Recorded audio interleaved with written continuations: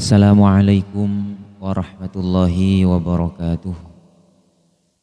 Al-Fatihah ila hadratin Nabi Mustafa Muhammadin sallallahu alaihi wasallam wa ala alihi wa ashabihi wa dhurriyyatihi wa ahli baitihi wa tabi'atihim wa man tabi'ahum bi ihsanin ila thumma ila arwahi ikhwanina amir salawatullah salamu ala al-waj'in thumma ila rahim masyayikhina wa syaikhina subhanahu wa ta'ala ila akhalina وخصوصا إلى آبائنا وأمهاتنا وأجدادنا ومشايخنا ومشايخنا أستاذنا وعلمنا جميعا بشفاعة رسول الله صلى الله عليه وسلم وبسر من أسرار الفاتحة.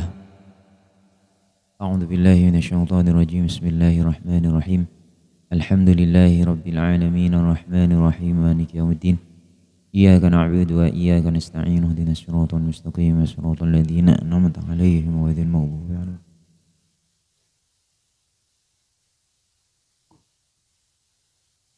Bismillahirrahmanirrahim. Alhamdulillahi rabbil alamin. Wassalatu wassalamu ala asyrafil anbiya'i wal mursalin Sayyidina wa maulana Muhammadin wa ala alihi wa sahbihi ajma'in. Rabbi syrah li sadri wa yassir li amri wa hlul 'uqdatam min lisani yafqahu qawli. Amma ba'du. Bismillahirrahmanirrahim. Alhamdulillah kita bersama di sini oleh Allah Subhanahu wa Ta'ala masih diberi tambahan umur. Semoga tambahan umur kita dijadikan umur yang barokah, dijadikan umur yang untuk menambah amal ibadah kepada Allah Subhanahu wa Ta'ala. Amin amin ya rabbal alamin. Dan semoga puasa kita di bulan Ramadan ini diterima oleh Allah Subhanahu wa Ta'ala. Amin ya rabbal alamin. Bismillahirrahmanirrahim. Melanjutkan dari pertemuan sebelumnya, bahwa setiap orang dan setiap manusia ini akan ditambah oleh Allah Subhanahu wa Ta'ala sesuai dengan siapa teman duduknya, sesuai dengan siapa yang biasa dia berkumpul dengan orang tersebut. Pada penjelasan sebelumnya bahwa yang pertama, ketika orang suka duduk bercengkrama, berkumpul dan berteman dengan orang kaya raya, maka Allah Ta'ala akan menambah kecintaan orang tersebut terhadap dunia. Yang kedua, jika ada orang yang sukanya duduk bersama dengan orang-orang yang fakir, maka Allah Ta'ala akan menambah pada orang tersebut akan rasa syukur serta ridho dengan apa yang menjadi takdir dari Allah Subhanahu wa Ta'ala. Nah, selanjutnya yang ketiga, wa man jalasa ma'as sultani zadahullahul kibra wa qasawatal qalbi. Barang siapa orang yang suka duduk bersama dengan para pejabat, bersama dengan para penguasa, bersama dengan orang-orang pemerintahan, maka zadahullahul kibra wa qasawatal qalbi. Maka orang-orang itu akan ditambah oleh Allah Subhanahu wa Ta'ala akan sifat berbangga diri, sifat rasa sombong, sifat rasa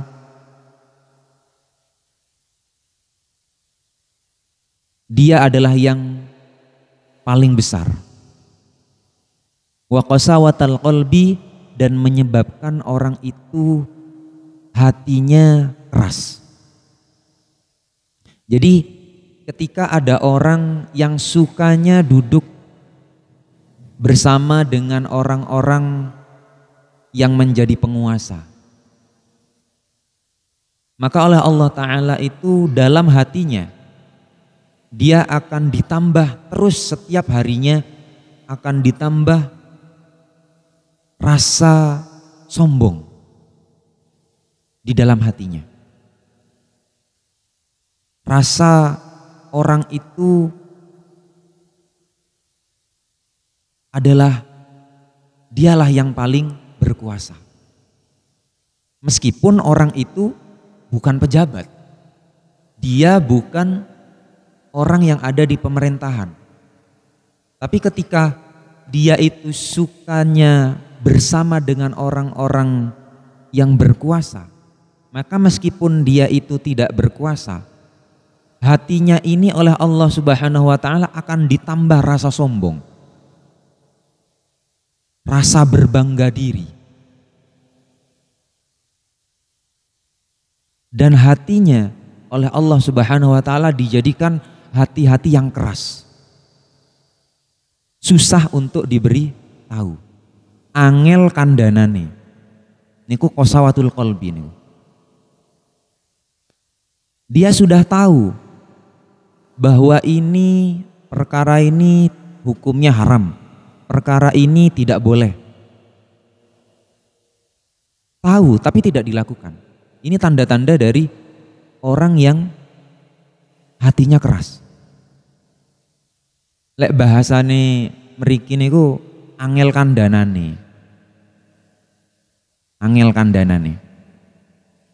Nah, padahal di dalam hadis yang lain dikatakan la yadkhulul jannah man kana fi qalbihi dzarratun min kibrin. Tidak akan pernah masuk surga orang yang di dalam hatinya terdapat secuil rasa sombong. Wonten rasa sombong sedikit saja, Allah Ta'ala tidak akan pernah memasukkan dia ke dalam surganya Allah Subhanahu wa Ta'ala. Sombong niku memang sifat yang sangat berbahaya, sifatnya hati yang memang harus kita jauhi. Kenapa? Karena sifat sombong itu yang paling berhak adalah hanya Allah Subhanahu wa Ta'ala. Manusia tidak berhak. Manusia boten angsal gadah sifat sombong. Nopo sing ngajenge disombongaken kalian manusia? Boten enten. Mau menyombongkan diri dengan kekuatan, gak pantas. Mau menyombongkan diri kita dengan ketampanan atau kecantikan, nggih boten pantas. Napa kok boten pantas? Paling gantenge kula kalian panjenengan, cantiknya sampean ini paling hanya beberapa waktu saja. Umur 50 tahun ke atas wis elek niku wis. Wis kerok niku punan. Katene sombong kali ganteng dengan cantiknya, boten pantas. Manusia mau menyombongkan diri dengan kekayaannya, misal. Banyak sekali ceritanya orang-orang kaya yang tiba-tiba langsung jatuh miskin. Banyak sekali. Lalu semisal kalian Allah Ta'ala langsung diangkat nikmat kaya tersebut, bagaimana? Sudah enggak ada. Jadi segala sesuatu yang dimiliki oleh kita ini adalah sebenarnya nikmat dari Allah Subhanahu wa Ta'ala. Tidak layak untuk kita sombongkan, itu tidak layak. Mau menyombongkan diri dengan kekuatan, nggih boten saged. Oh, lek dek kene gak ono sop, gak ono maneh sing paling kuat. Aku tok sing paling kuat. Sing paling jago saya. Lek masalah carok ono ndek ngarep aku. Mau menyombongkan diri dengan kekuatan seperti itu sebenarnya kurang layak. Manusia saja dengan hewan, kambing semisal, wis kalah lek masalah kekuatan. Manusia lahir procot lek dijarno mati pun. Coba kalau seandainya kambing lahir wis kadang golek pangan dewe. Dari segi situ aja kekuatan manusia dengan kambing saja sudah kalah itu. Jadi tidak ada satupun yang ada di dalam manusia, dalam diri manusia itu yang layak untuk disombongkan. Niku boten enten. Maka dari itu Allah Subhanahu wa taala ini sangat marah sekali ketika ada hambanya yang menyombongkan diri dengan apa yang telah diberikan oleh Allah kepada dia. Loh, iblis itu adalah dulu masuk surga. Iblis itu juga masuk surga dulu. Loh, mengapa kok iblis ini bisa sampai dikeluarkan oleh Allah Subhanahu wa taala? Ya salah satunya karena dia itu sombong ini. Dia sombong, tidak mau menuruti dan taat kepada apa yang diperintahkan oleh Allah Subhanahu wa taala. Allah taala memerintah fasajadal malaika, malaikat sujud illa iblis, kecuali iblis. Disuruh sujud ke Nabi Adam, iblis gak mau. Kenapa iblis gak mau? Karena iblis merasa dia itu adalah lebih bagus daripada Adam. Dia lebih baik daripada Adam. Jadi dia merasa bahwa dirinya itu diciptakan dari api, sedangkan Nabi Adam diciptakan dari tanah. Dia merasa sombong, berbangga diri bahwasanya saya ini lebih baik daripada Adam. Padahal sebenarnya kalau kita lihat dari kejadian tersebut, sebenarnya harusnya iblis ini lihat, bukan melihat siapa yang dia sujudi, bukan, tapi siapa yang memerintah untuk sujud. Harusnya begitu. Yang memerintah untuk sujud adalah Allah Subhanahu wa taala. Loh, ketika Allah taala memerintah sujud, seandainya tidak mau, berarti dia itu membangkang kepada Allah Subhanahu wa taala. Dia merasa dia lebih baik. Dia merasa sombong. Maka dari itu iblis dikeluarkan dari surganya Allah Subhanahu wa taala. Nah, maka dari itu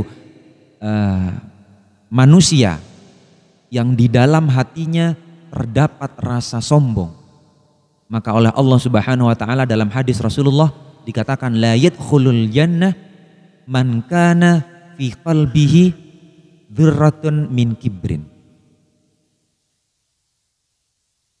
Tidak akan pernah masuk surga orang yang di dalam hatinya terdapat rasa sombong di dalamnya. Sekecil apapun rasa sombong itu, maka tetap dia tidak akan masuk surga. Sombong niku contoh kecil pun, menganggap diri kita lebih baik daripada orang lain, itu wis sombong niku. Semisal kita berjalan di jalanan, kula kalian panjenengan numpak sepeda motor, wonten lari-lari ten pinggir rembong. Secara zahir arek iki koyoke gak sembayang, koyoke kayaknya anak-anak ini gak sholat. Kemudian kita merasa si apian aku daripada arek iki. Lah itu merasa diri kita lebih baik dari orang lain. Itu nggak boleh itu. Meskipun nyata-nyata secara zahir memang lebih baik kita karena kita masih sholat daripada orang lain itu. Tapi adabnya kita tidak bisa, tidak boleh untuk menganggap diri kita ini lebih baik dari orang lain. Ada orang mungkin kulo kalian panjenengan ten pasar, kemudian ada orang yang mungkin gak puasa. Lalu dalam hati kita muncul terbersit bahwasanya oh si apian aku poso, masih lebih baik saya. Loh ini gak boleh ini. Punya hati yang seperti ini gak boleh. La tahtakir mandunahu. Jangan sampai sampean itu meremehkan dan merendahkan orang yang ada di bawah kita. Jangan sampai. Jenengan kalian kulo sedanten niki tidak boleh menganggap bahwa diri kita itu lebih baik dari orang lain. Meskipun nyata-nyata orang lain itu memang berbuat salah. Gimana kalau seandainya ada orang yang berbuat salah, ada orang yang khilaf? Tugas kita adalah mengingatkan. Kita mengingatkan bagaimana orang itu bisa kembali ke jalan yang benar. Niku yang benar. Mengingatkannya yang pertama pakai kekuasaan kita. Kalau dalam hadis Rasulullah SAW itu yughayyiru biyadihi, merubah dengan tangan kita, dengan kekuasaan kita. Fa illam yastati fa bilisanihi. Kalau dengan kekuasaan nggak bisa, dengan tangan nggak bisa, fa bilisanihi, diomongi tok wis, dengan lisan. Ada orang mungkin nggak puasa, ya kita omongi, kita ingatkan. Yang wajib kan diingatkan. Masalah orang itu mau ikut atau tidak, itu terserah dia. Kewajiban kita sebagai sesama muslim adalah mengingatkan ke jalan yang benar. Wa tawasau bil haqqi wa tawasau bis sabri. Saling berwasiat dengan kebenaran. Menasehati ke jalan yang benar. Masalah dia itu mau atau tidak, itu terserah dia. Hidayah itu hanya Allah Ta'ala yang menurunkan. Kita tidak bisa. Kita, jangankan kita, Rasulullah saja itu hanya menyampaikan saja. Rasulullah itu hanya menyampaikan. Seandainya Rasulullah yang punya hak veto, kekuasaan, oh ini yang saya kasih hidayah, ini atau orang ini yang tidak akan saya kasih hidayah. Kalau Rasulullah saja yang punya hak seperti itu, maka nggak mungkin keluarga Rasulullah itu ada yang tidak masuk Islam. Tapi kenyataannya Abu Jahal, Abu Lahab, paman Nabi nih, paman Rasul. Nyatanya mereka berdua ini adalah orang yang tidak masuk Islam, bahkan sampai menentang pada ajaran Rasulullah SAW. Loh, kalau seandainya kita menganggap bahwasanya Rasulullah itu yang memberikan hidayah, gak benar. Karena Rasulullah itu hanya menyampaikan saja. Nah, apalagi kita. Jadi kewajiban kita ketika ada orang yang mungkin berbuat kesalahan, berbuat khilaf dan lain sebagainya, kita ingatkan. Kita ingatkan ke jalan yang benar. Seandainya sampean itu mau mengingatkan aja takut, kata Rasulullah, fa illam yastati fa biqalbihi. Kalau seandainya dengan lisan saja tidak mampu, maka fa biqalbihi, maka dengan hati. Artinya kita ingkar, kita tidak setuju dengan apa yang dia perbuat. Yang aku ngomongi wong pasar, kok aku di digeruduk engko aku iki. Wedi, hati sampean takut, tidak punya keberanian. Ya maka ingkarnya pakai hati saja. Artinya sampean itu tidak setuju dengan apa yang mereka perbuat. Seperti itu. Nah, kembali lagi bahwa ketika orang itu suka bersama dengan orang-orang yang menjadi penguasa, maka Allah Ta'ala akan menambahkan rasa sombong ke dalam hati orang tersebut. Hatinya juga menjadi hati yang keras, yang sulit untuk dinasehati. Seperti itu. Selanjutnya, wa man jalasa ma'an nisa'i zadahullahul jahla wasyahwata wal maila ila utulihinna. Barang siapa yang duduk bersama para perempuan, wonten tiang senengane ku gabungi kali tiang-tiang estri mawon, maka Allah Ta'ala zadahullahu ta'ala al-jahla wasyahwata. Maka Allah Ta'ala akan menambahkan kebodohan dan syahwat serta condong pada pola pikir dari perempuan tersebut. Lek wonten tiang senengane niku gabungi kali tiang-tiang estri terus, maka Allah Ta'ala akan menumbuhkan rasa syahwat. Koyok kepingin nang wong wedok niku. Bahkan pola pikirnya akan sama seperti pola pikir orang perempuan. Pola pikir orang perempuan ya bagaimana itu?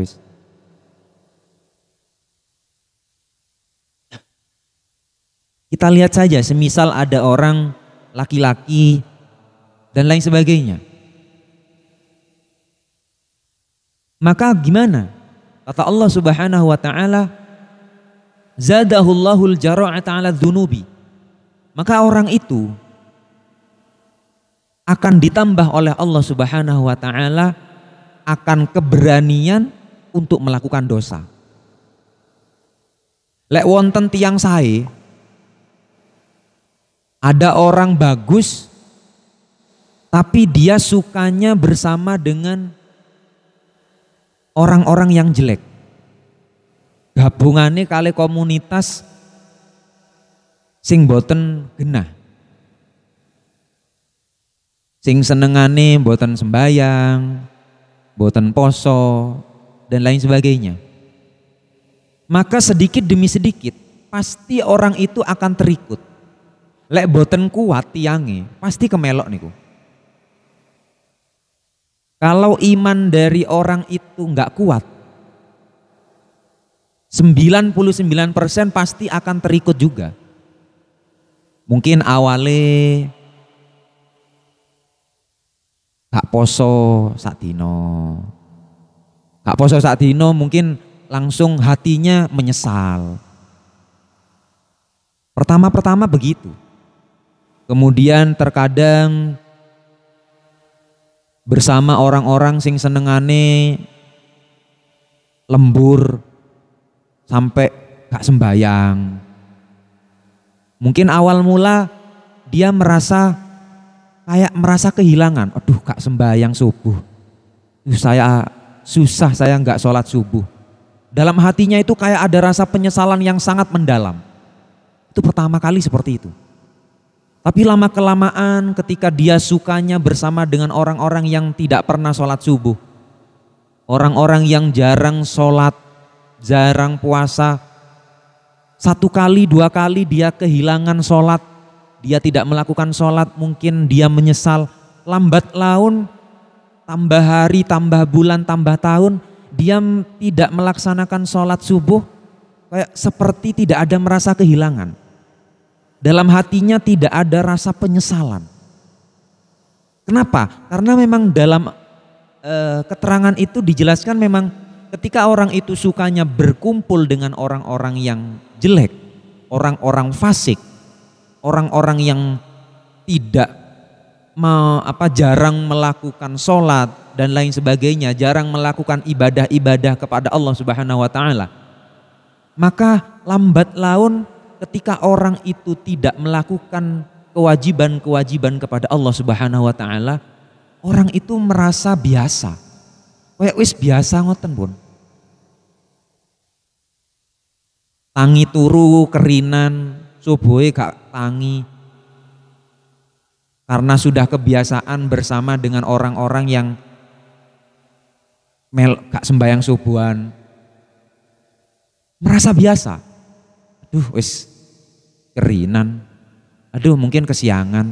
Mungkin dalam hatinya kayak merasa biasa aja. Kenapa? Karena dalam hatinya ini sudah merasa berani untuk melakukan maksiat itu. Merasa berani di dalam kata Allah Subhanahu wa taala itu akan ditambah al-jara'ah 'ala dzunub wal ma'asi. Mungkin naudzubillah dia sukanya bersama dengan orang-orang sing senengane ngedu PT. Orang yang sukanya mencuri. Mungkin awal mula takut. Dijak sepisan koyok ngerasa cek wedine. Merasa takut banget. Kenapa? Sik permulaan, masih awal. Lambat laun kok sepertinya ada hasilnya koyok penak ya. Gak kerja, gak opo, hasilnya kok akeh. Lambat laun ada rasa nyaman. Ada rasa bangga, ada rasa tidak takut melakukan kemaksiatan.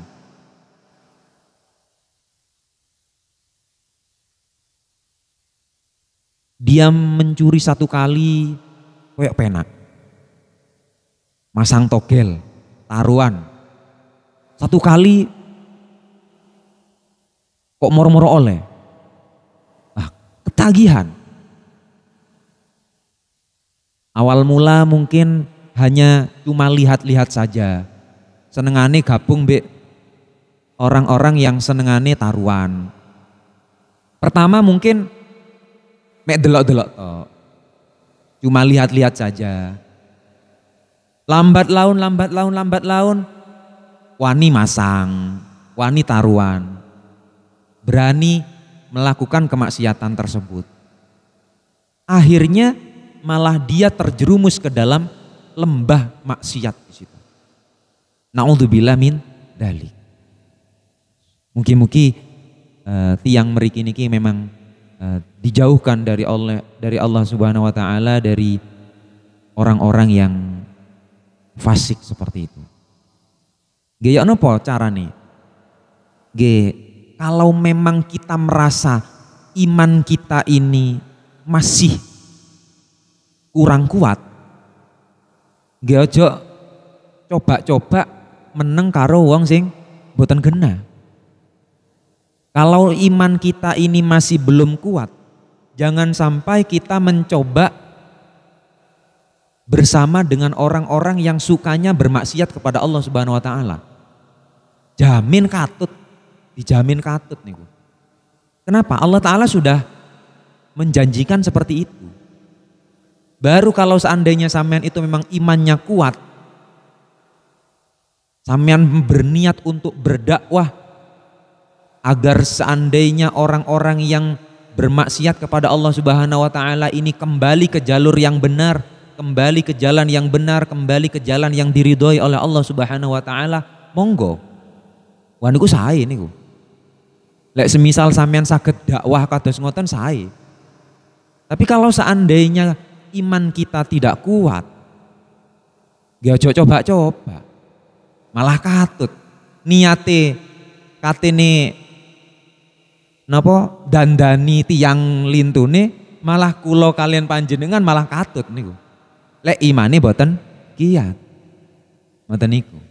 Maka dari itu, seandainya memang iman kita kepada Allah Subhanahu wa taala masih tipis, masih belum kuat, akidah kita masih belum kuat, monggo dijauhi saja, bukan dimusuhi, dijauhi. Kita tidak dekat-dekat dengan orang-orang fasik tersebut, tapi boten dimusuhi. Kita tidak memusuhi orang yang sesama Islam. Kita tidak memusuhi orang yang masih beriman kepada Allah Subhanahu wa taala. Kita tidak memusuhinya. Cuma kita tidak dekat-dekat dengan orang tersebut. Agar apa? Agar kita tidak terikut kepada jalan yang tidak benar itu. Itu saran saya seperti itu. Berikutnya, yang ketujuh. Wa man jalasa ma'as solihina zadahullahu raubata fit ta'ati wajtinabil maharimi. Nah niki mulai sing apik niki. Jika ada orang yang suka bersama dengan orang-orang yang solih, wonten tiyang senengane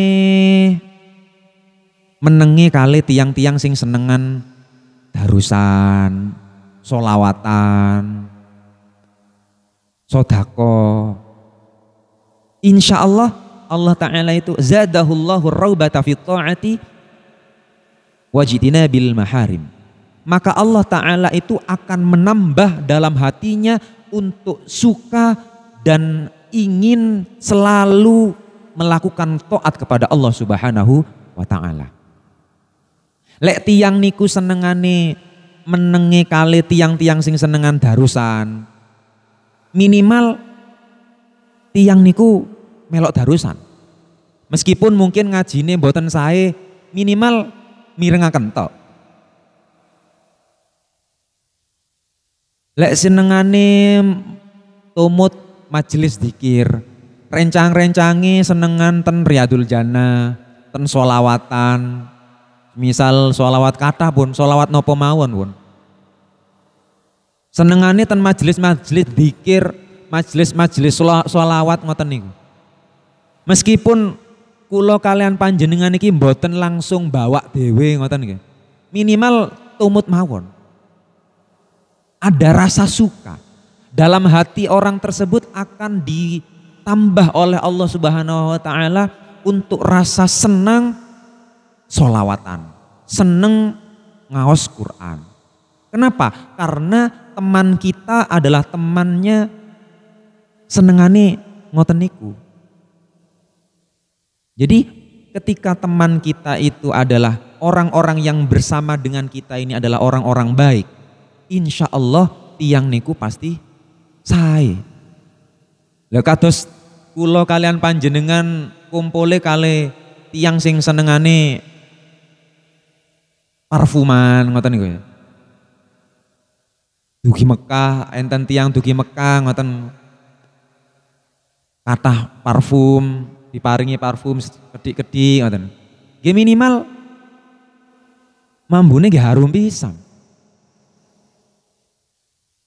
Artinya ketika komunitas kita, perkumpulan kita ini adalah perkumpulan orang-orang yang baik, maka insya Allah dalam hati kita itu akan dimunculkan oleh Allah Subhanahu wa taala, akan ditambah oleh Allah Subhanahu wa taala akan ar-raubah, cinta fit taati dalam ketaatan.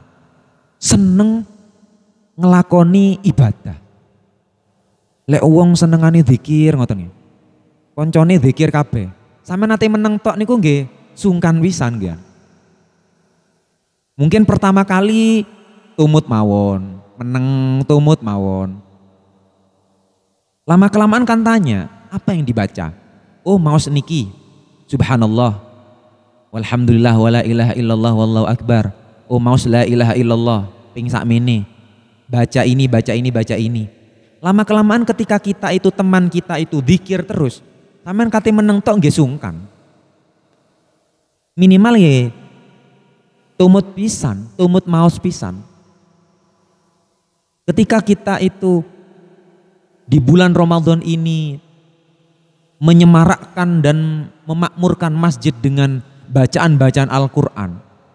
Meskipun kita mungkin bacaan Al-Qurannya kurang baik, minimal kita bersama dengan orang-orang yang sukanya baca Al-Quran. Mirengaken mawon niku Quran nggih ganjaran. Mirengaken tiang maos Quran, menyimak Al-Quran, kemudian melihat mushaf Al-Quran niku pun ganjaran tok niku. Memegang mushaf Al-Qur'an pun ganjaran. Ganjaran tok pun. Napa malih ten bulan Ramadan pun kathah anune niki, kathah ganjaran niki. Gampang golek ganjaran niku gampang. Ngoten.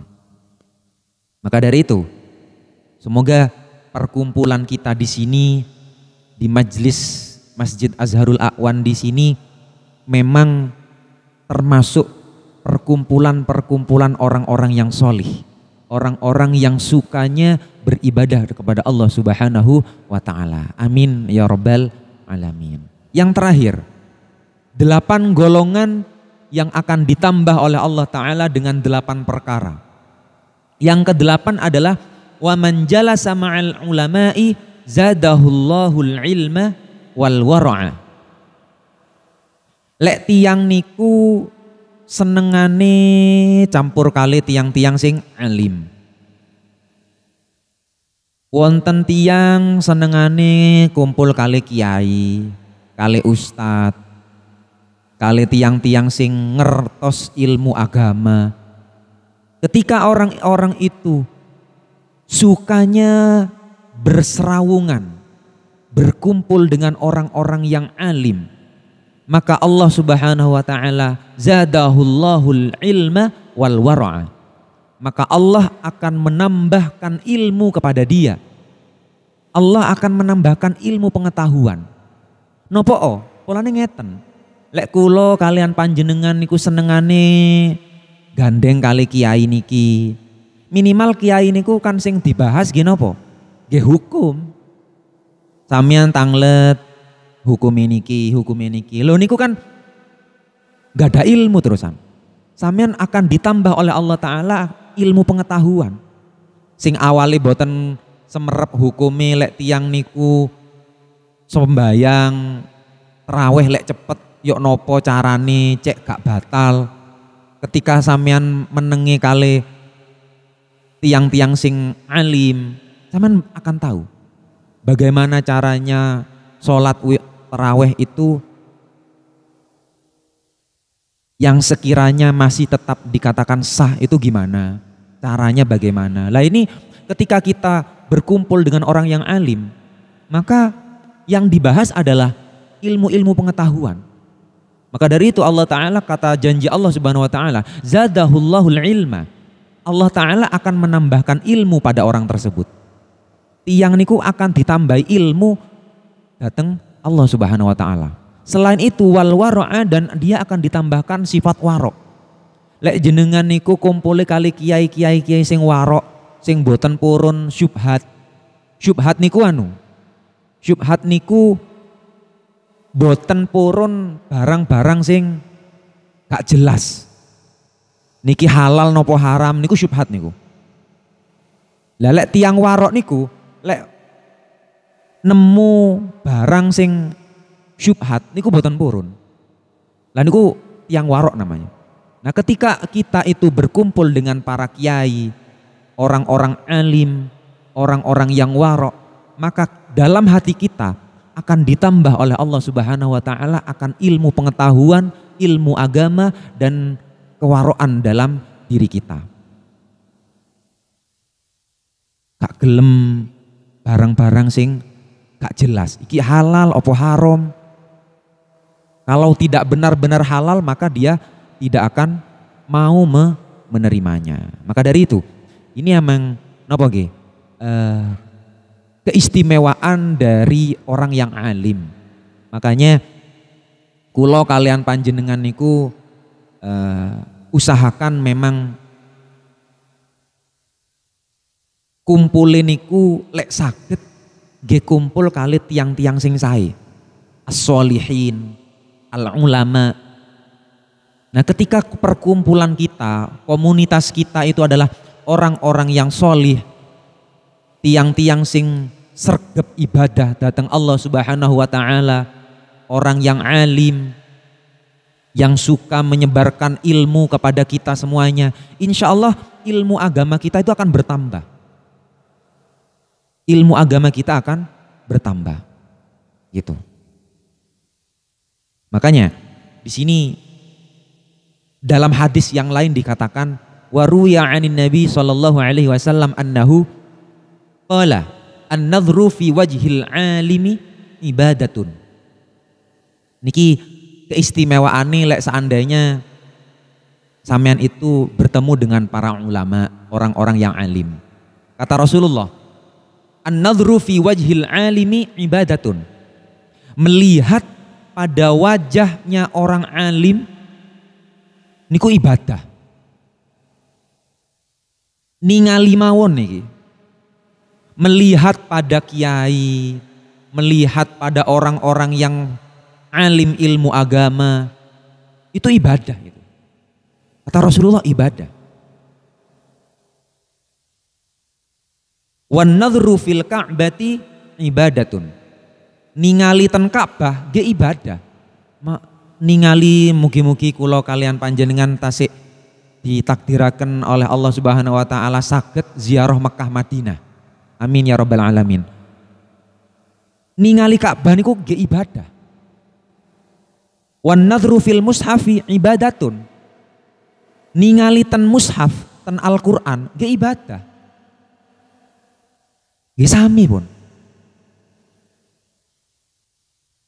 Maka dari itu, mari lek wonten tiang-tiang alim, wonten kiai dugi pundi ngoten nggih. Ditemoni. Kita melihatnya saja kita sudah ada nilai ibadah di situ.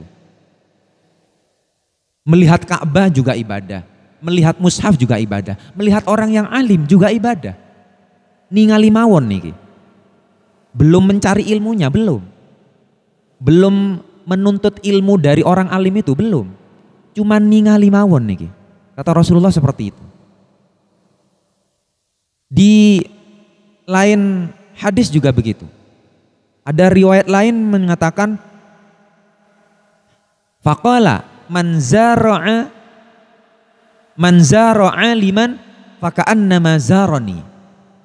Lek wonten tiyang niku ziarah berkunjung ten tiyang sing alim, ten tiyang sing gadah ilmu agama, maka kata Rasulullah faka'annama zarani, maka itu seperti dia itu ziarah kepada saya.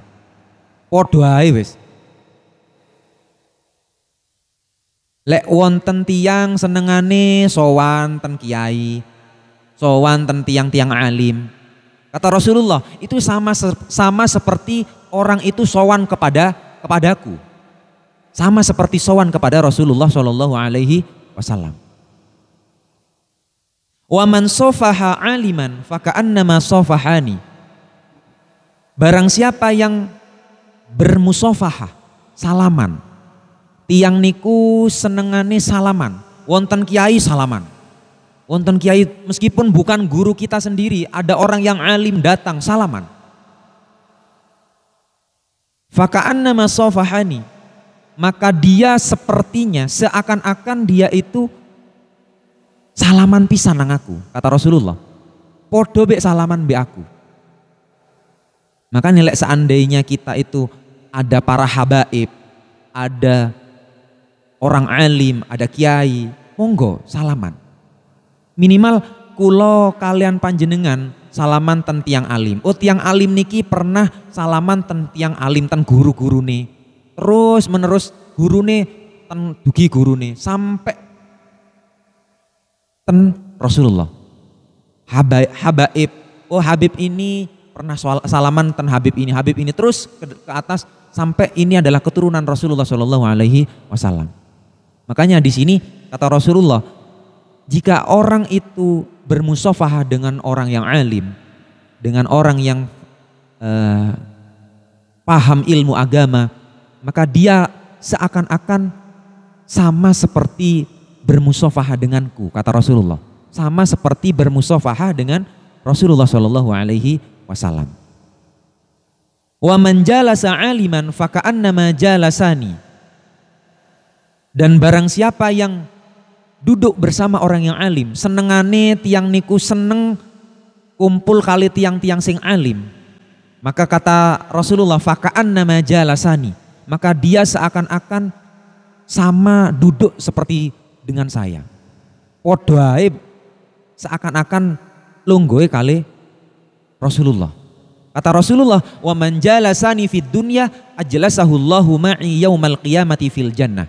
Barang siapa yang duduk bersamaku di dunia, maka Allah Ta'ala akan mendudukkan dia, akan memasukkan dia di surganya Allah Subhanahu wa Ta'ala bersama Rasulullah Shallallahu Alaihi Wasallam di hari kiamat. Mugi-mugi kula kalian panjenengan niki hati kita dijadikan hati yang suka berkumpul dengan orang-orang yang solih, orang-orang yang alim, para kiai, para habaib, agar Allah Ta'ala nanti kelak akan memasukkan kita bersama dengan orang yang kita cintai. Kenapa? Karena kata Rasulullah, barang siapa yang cinta pada sesuatu, maka dia itu akan bersama dengan sesuatu itu. Almar'u ma'aman ahabbahu.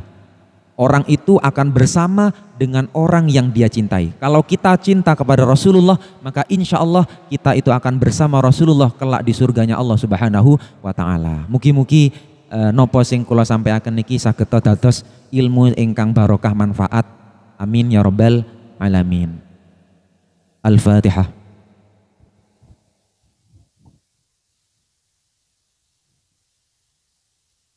Kurang lebihnya saya mohon maaf yang sebesar-besarnya. Untuk hari ini ada tim safari dari MWCNU Kecamatan Pagelaran.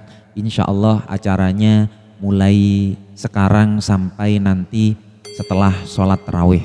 Jadi setelah sholat tarawih mungkin bagi yang tidak berhalangan bisa berkumpul di Masjid Azharul A'wan ini. Untuk juga akan ada siraman rohani juga dari pengurus MWCNU Kecamatan Pagelaran. Dari kami, wallahul muwafiq ila aqwamit thoriq. Wassalamualaikum warahmatullahi wabarakatuh.